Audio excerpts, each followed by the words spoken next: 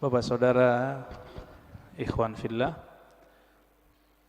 banyak orang mendengar kalam ini. Siapa yang kenal dirinya, maka kenal Tuhannya. Sering dengar ya?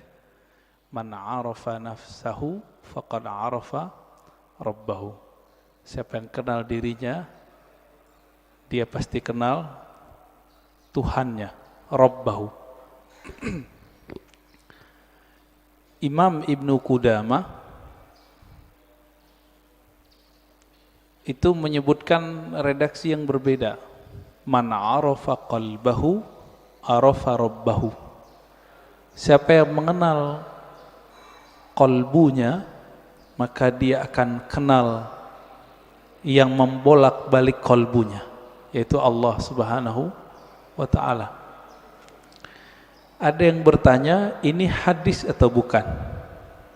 Nah, ini pertanyaannya dua sebenarnya. Ini hadis atau bukan, lalu maknanya apa? Setelah kita teliti, ilmu hadis itu, Bapak saudara makan Allah, jika kita buat pemetaan, ilmu keislaman, bahkan semua ilmu di dunia, itu dapat dirumuskan jadi 4 cara mengetahuinya. Disebut epistemologi. Bahasa Arabnya madarikul ulum.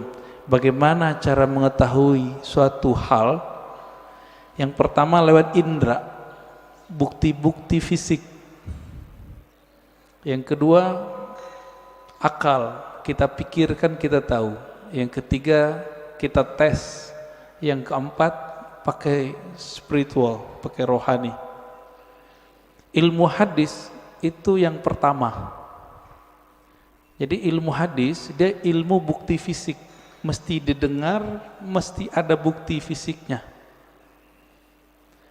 Maka secara ilmu hadis, hadis ini tidak bersumber dari Rasulullah sallallahu alaihi wasallam. Dari siapa ketemunya?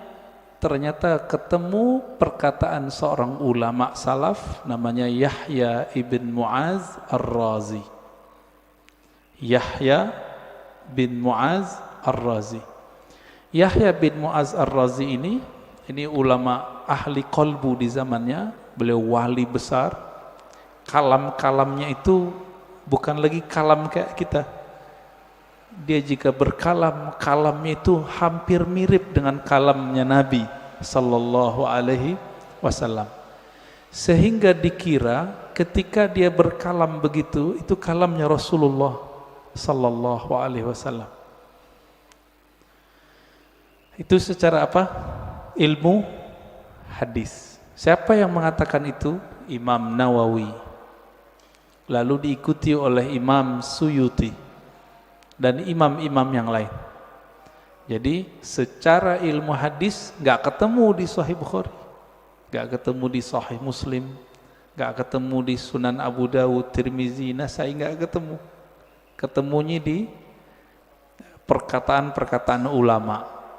Nah, jadi tolong Bapak saudara makan Allah yang hobi ngaji tasawuf, harus tahu bab ini secara ilmu hadis. Ilmu hadis pendekatannya bukti fisik, disebut dengan empirik ya. Tapi ada seorang imam namanya Ibnu Arabi yang beliau menggabungkan ilmu zahir dan batin. Beliau ini ahli hadis, tapi lebih dikenal sebagai ahli qalbu. Guru hadisnya ratusan. Buktinya beliau meriwayatkan hadis-hadis langsung dengan sanadnya kepada Rasulullah sallallahu alaihi wasallam. Jadi dia sebutkan dari gurunya sampai kepada Nabi Muhammad sallallahu alaihi wasallam. Ibnu Arabi ini dia bermimpi bertemu Rasulullah. Di dalam hadis yang sahih dikatakan man ra'ani fil manam faqad ra'ani. Siapa yang bertemu aku dalam mimpi, dia betul-betul bertemu aku. Fa inna syaitana la yatamatsalu bi. Karena syaitan tidak dapat menyerupai aku. Ibnu Arabi mengatakan ciri-ciri wali Allah itu kalau dia mimpi, dia sadar dia lagi mimpi. Ibnu Arabi mimpi ketemu Rasulullah dan dia sadar ini pasti mimpi karena Rasulullah sudah wafat. Lalu apa yang beliau lakukan? Beliau bingung dengan hadis yang tadi. Secara ilmu hadis tidak ketemu sumbernya. Maka beliau katakan, wahai Rasulullah, kata ahli hadis ini enggak ada sumbernya, bukan kalam engkau. Apakah benar demikian? Dijawablah oleh Rasulullah dalam mimpinya, bukan, itu kalamku wahai Ibnu Arabi. Ketika dia bangun, maka dia malu mengatakan ini bukan hadis Nabi sallallahu alaihi wasallam. Kenapa? Minimal mimpi ini benar untuk dirinya, meskipun belum tentu benar untuk orang lain. Inilah asbabnya kenapa kalam ini kemudian menjadi ambigu. Apakah ini kalam Nabi atau kalam Yahya ibn Mu'az Ar-Razi? Ya, ini secara gabungan nih. Mimpi masuk kemana? Satu tadi empirik, bukti fisik. Mimpi yang nomor 4, zauq, intuisi, qalbu, ruh. Itu mungkin gak ini dibuktikan? Dibuktikan oleh orang yang sudah sampai ke sana. Kalau oleh ahli hadis yang tidak sampai, kemampuan rohaninya sampai ke taraf ini nggak bisa. Jadi mohon maaf Bapak, kita nggak bisa bangga juga dengan ilmu hadis. Ilmu hadis itu sendiri mirip kayak ilmu saintifik yang lain, eksak yang lain sama. Ilmu sejarah, arkeologi. Kalau sekarang apa namanya, untuk ngecek orang meninggal itu, kuku-kukunya dicek apa namanya? Ya, forensik gitu ya. Jadi bukti fisik semua. Ilmu hadis mesti berdasarkan zahir fisik. Oleh karena itu, Bapak, saudara yang bukan Allah, jika berdiskusi dengan ahli hadis, sulit kita ngungkit-ngungkit yang nomor 4 ini. Dia pasti yang nomor 1.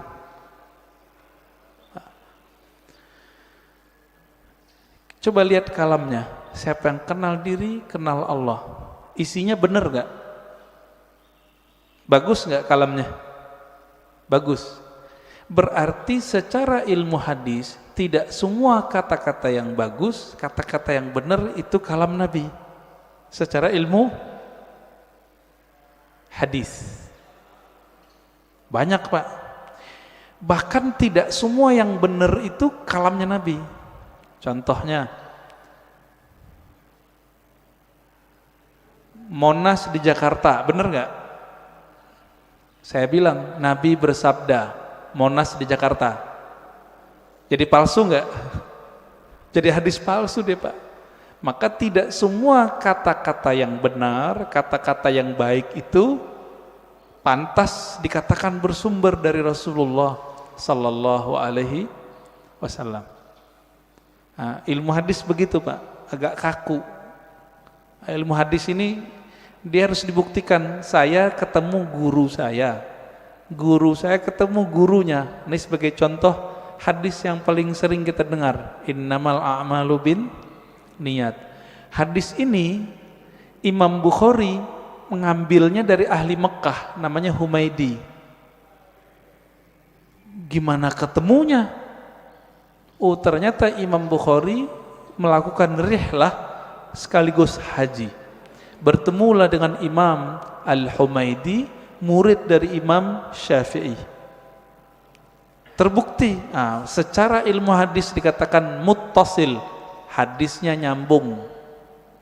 Makanya innamal a'malu binniyat, hadisnya sahih, ditaruh di nomor 1 dalam Sahih Bukhari.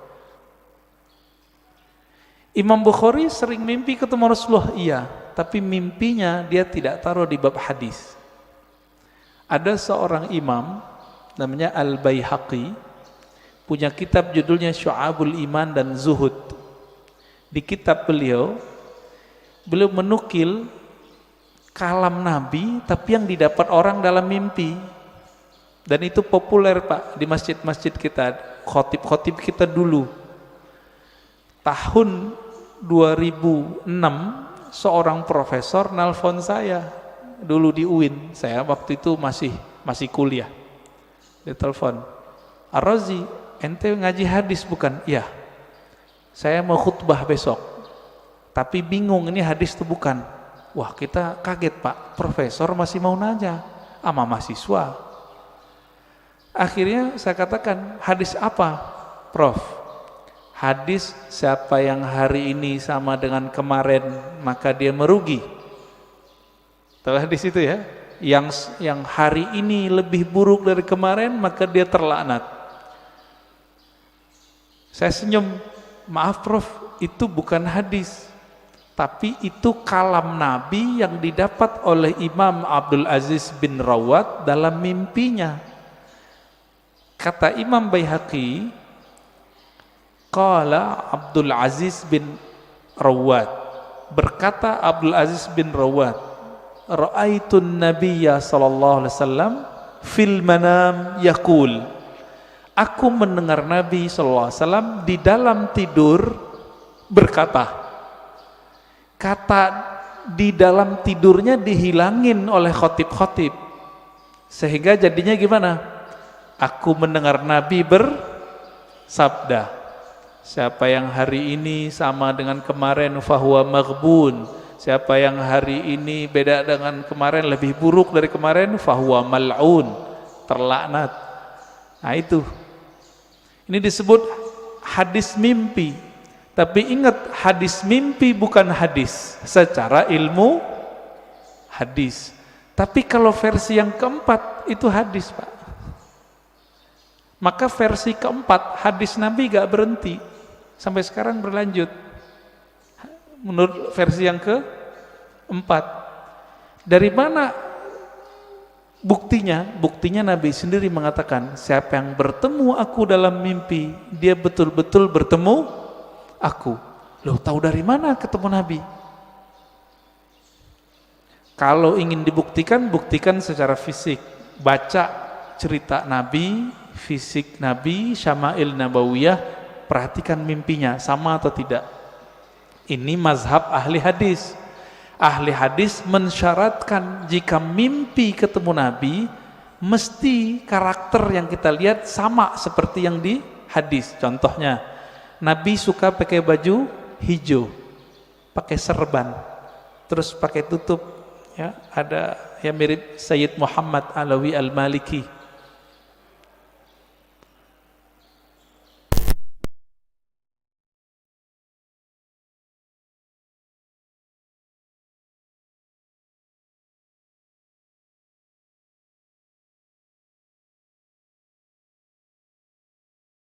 Sir rahasia di dalam ini nggak pernah bohong. Ma kadzabal fuadu ma ra'ah. Dalilnya itu. Tidaklah si fuad ini, si kolbu ini, si hati ini pernah berbohong dengan apa yang dia lihat.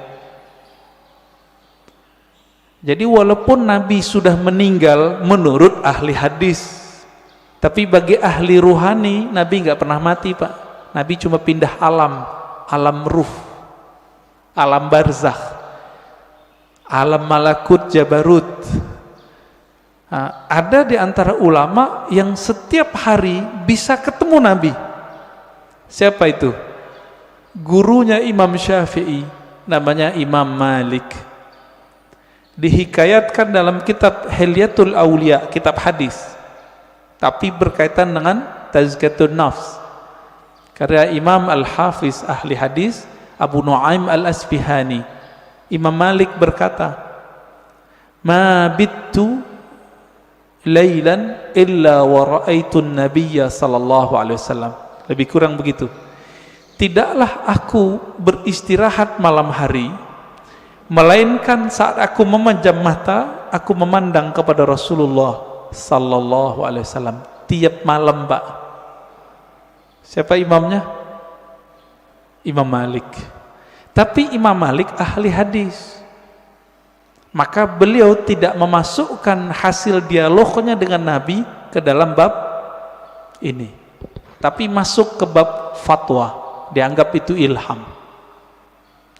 Beda dengan Imam Ibnu Arabi, beda dengan Imam Ghazali. Mereka menganggap ini juga hadis, tapi hadis-hadis rohani, tidak masuk ke bab ilmu hadis.